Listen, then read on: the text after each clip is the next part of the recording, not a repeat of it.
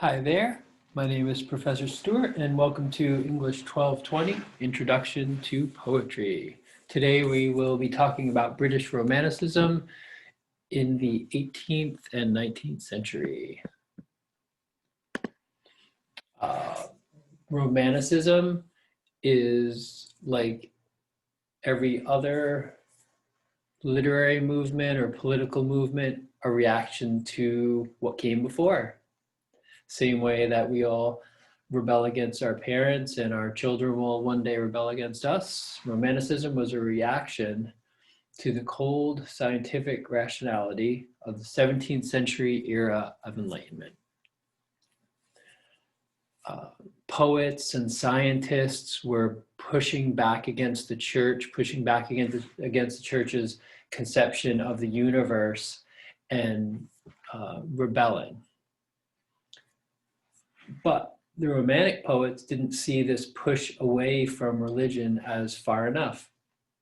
They saw the Enlightenment as too focused on science and the brain and not focused enough on creativity and the heart.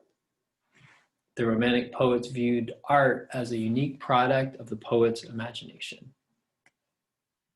In the Romantic era, again, we're talking about roughly 1789 to 1830, the cult of personality rose to prominence and became known as the Byronic hero after Lord Byron. So Lord Byron on the right there, you may recognize some of those others there.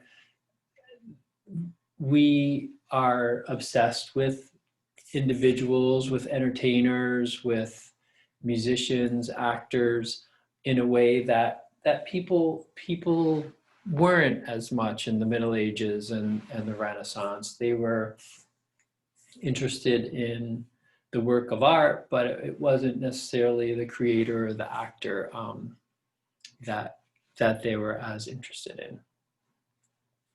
So not only were the Romantic poets sort of the beginning of this cult of personality and obsession with the individual, but they also elevated this concept of the quotidian. The quotidian means the everyday. So if someone wanted to make a painting in, let's say, the 1600s, they would probably need to get a patron to support them. The patron would say, well, are you going to represent the king in that painting? Are you going to represent the church in that painting? Whatever the interests of that patron were, that would have to guide the work of art. But it was the Romantic poets who stepped away from that and said, we don't have to paint religious pictures. We don't have to paint Greek mythology. We can paint everyday workers.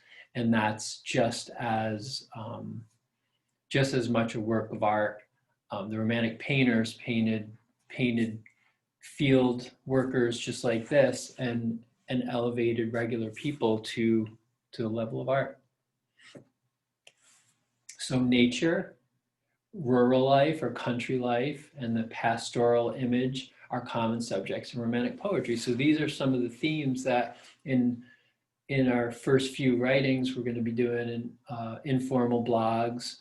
And then in your first response paper, you might choose a theme that you see in one of the Romantic slideshows that is something you could focus on. For example, the theme of nature in the poetry of William Wordsworth, and we could even branch out to American Romanticism and Emily Dickinson. How do those two poets see nature in similar ways or different ways? Here's another example of the Romantic conception of the world. You'll notice, I'll give you a moment to absorb this wonderful painting here, but you will notice there are people here. See if you can find where the people are. Way down in the bottom left there. So what is the symbolic meaning of of this painting would you say? I'll give you a moment to think about that. What symbolism would the painter be trying to express? What concept of the world would the painter be trying to express here? Typically, the human subject was the center of a painting, and here it's absolutely not. Here, the subject is nature. It's about nature with a capital N. People are secondary and only a small piece. So anyone who has ever seen, there's a wonderful clip by Carl Sagan called The Pale Blue Dot, where the Earth, which we see as the center of the universe still, is really just a dot as seen from space. And so here's the human figures possibly mourning at a gravesite. All of their mourning and hurt is really just small compared to the sweep of nature.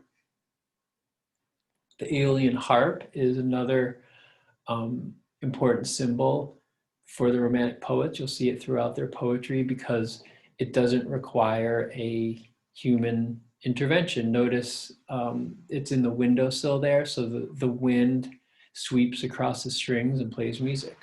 Again, it's another symbol that that people aren't the center of the world.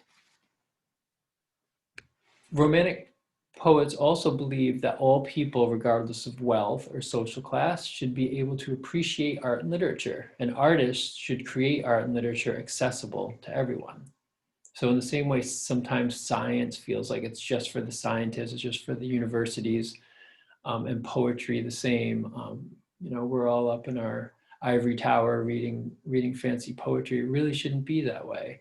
Anyone who's ever attended a slam poetry event knows that real human emotion, real people are producing this work.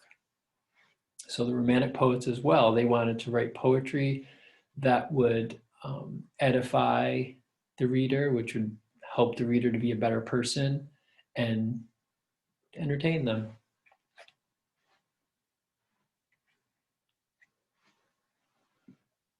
Finally, here are a few of the themes that we covered, and these are some themes that you may want to consider when you start your writing. Again, any of these themes can really be seen through a variety of poets and poems throughout Romantic literature. Notice in that very first, we didn't really talk about the sublime particularly, but this wonder at the sublime means, again, that person who's standing at the edge of a cliff looking down just to see this vast expanse, and it makes us feel just small in the sweep of things. And so that's what one of the things they were concerned with, that feeling of the sublime, that feeling that we're just temporary in this world. And so I want to thank you for listening and wish you a wonderful day.